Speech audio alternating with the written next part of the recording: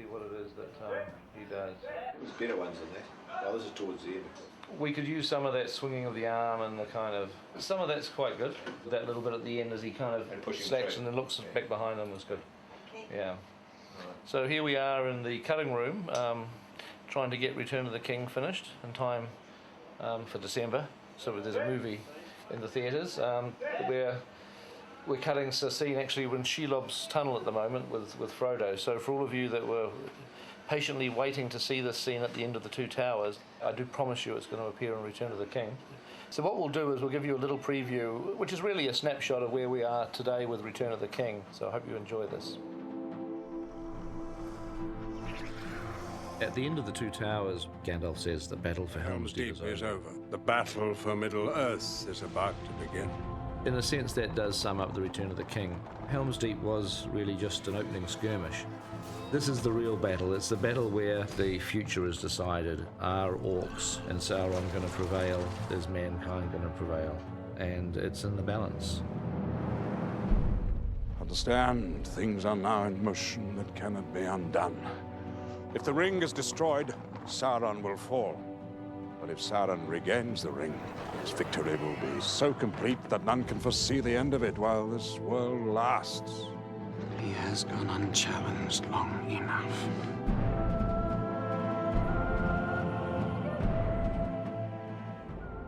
The title, The Return of the King, really refers to the situation with Aragorn becoming king or not becoming king. What has begun is him coming to terms with what increasingly appears to be his destiny. He has to confront his worst fears in a way. How do you assume a mantle of a king? How do you take that on yourself? How do you say, I'm the one that you must follow? I think that is what he's struggling with because he has seen what power can do. There's a test for Aragorn. He and Legolas and Gimli have to basically go into the middle of a haunted mountain called the Dwimmerberg and face a very dangerous and frightening, horrific test inside the depths of this dark mountain. It's a test of, is Aragorn truly the rightful heir to the throne of Gondor? And secondly, does Aragorn actually want to accept that challenge? Does he want to be king of Gondor?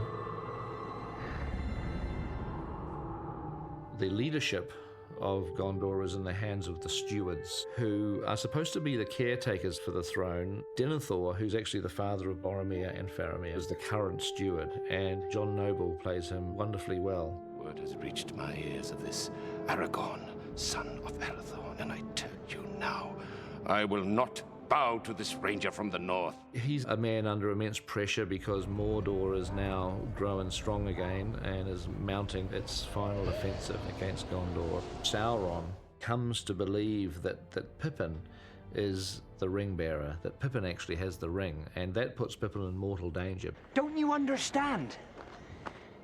The enemy thinks you have the ring. He's coming for you.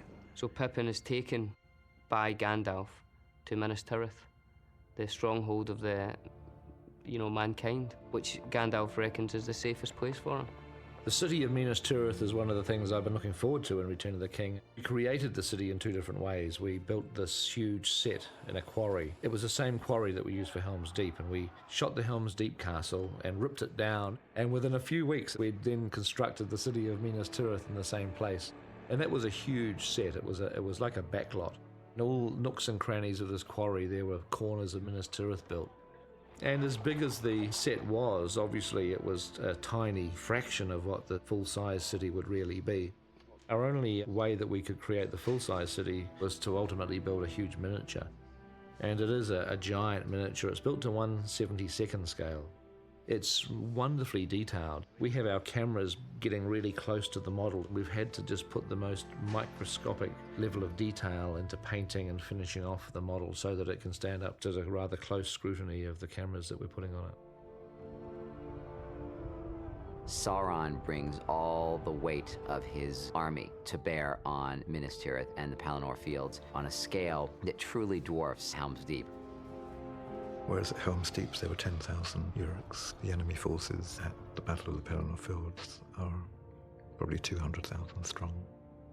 When you're planning a battle, the geography becomes quite important. And we did all this experimentation with lenses, and we sort of built this landscape in the computer simply to try to get the geography, the distances, the scale, the size of things, obviously basing it on the descriptions in Tolkien's book. What I'm doing at the moment is plotting an animated formation of the orcs in different groups. So we've got groups of 1,000, groups of 200, groups of 2,000, groups of 5,000 and 10,000, in various blocks and arrangements that are marching on the city. You can't just sort of invent the sequence shot by shot, because there has to be a sort of a continuity as the battle unfolds. So we're basically having to figure out the formations of orcs, where they are, how quickly they close in around the walls of the city, when the siege towers go forward, when the catapults fire. The whole thing is like actually plotting a real battle, sort of like the night before, figuring out the campaign strategy.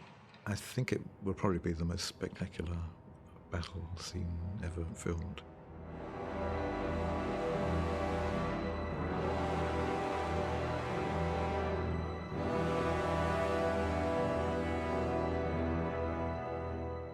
You don't really see war through the eyes of a hobbit too much, you know, in the movie. But Merry, he becomes a warrior. He finds himself with an army that he has to then go into battle with. The riders of Rohan are summoned to the aid of Gondor. And Merry is right in the thick of that, as is Eowyn, as is Éomer, as is Theoden. They're all heading towards Gondor. That's why the Fellowship went to Edoras to begin with, is to enlist the help of the Rohirrim. That kind of horsemanship, that courage, the bravery, the cavalry basically. It's the kind of, they needed some cavalry, so they went to Rohan. We did a lot of that with real horses. We mustered together our own army of about 250 horses, which is a huge number of horses to see in one place. I remember when they put out a call for all able-bodied horse riders. It was like this Woodstockian trek, you know, horse riders from all over the country were coming down with horse and cart, you know, congregating on this one field outside of Twisel. Everyone just really wanted to be a part of it. It was amazing to be there. Once they started, it was like a thunder coming down the plains, and it was so overwhelming and filled you with such an emotional impact just hearing that and seeing that and being there.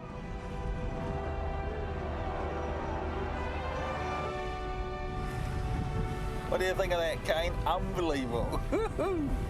Great moment in Weta history, just rode past.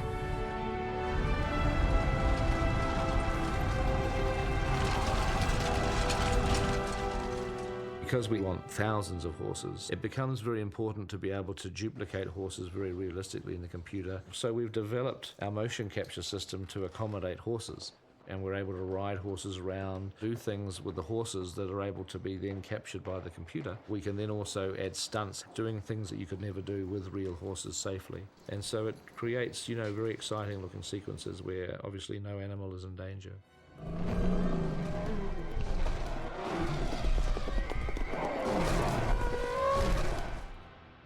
The great thing with Lord of the Rings is, as well as these huge battle scenes, you have the intimate story, the emotional story, and that's where most of the power of the Return of the King really lies. All the massing armies, Aragorn, Gandalf's brilliant strategy, everything that happens is only about, can we buy Frodo a chance? So you have this massive war on an external level, and on an internal level, you have two little hobbits, Frodo and Sam, on their hands and knees, literally crawling up a mountain. It's the relationship between those two characters. It is the heart of the movie. If you want to know where the third film is going, just wait and see what it is where Elijah goes and what happens to poor Mr. Frodo. Essentially, you watch the complete deterioration of Frodo to the point where Frodo ceases to be Frodo anymore. There's a wonderful line that Tolkien wrote about Sam, and it is, his will was set and only death would break it. I think we've moved most of our characters to that point. It's a movie and it's a book that deal really seriously with the nature of good and evil. At what cost will good win? Who will have to suffer? What will be lost? What kind of pain will have to be endured by the characters that people have grown to enjoy?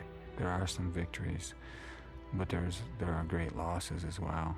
Everyone will have suffered, some will not have survived. As much as I know the movie, as much as I have lived through this experience for the last 4 years, When I watch this, it brings tears to my eyes. It's better than 1 and 2 combined.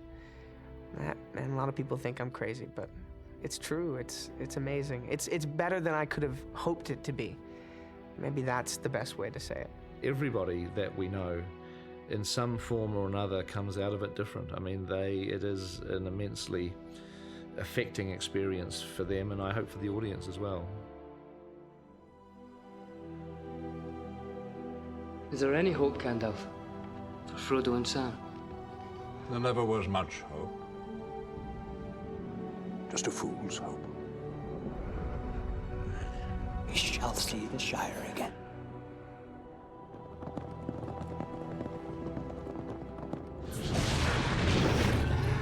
My lord, Osgiliath is overrun.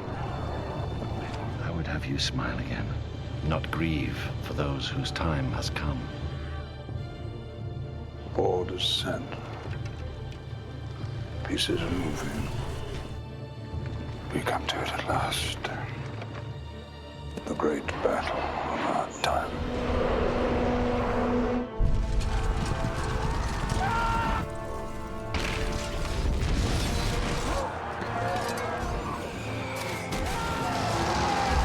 You don't see it, do you? Precious, weary eyes. He's leading us into a trap. Once the hobbitses Ride now! Ride for ruin! And the world's ending!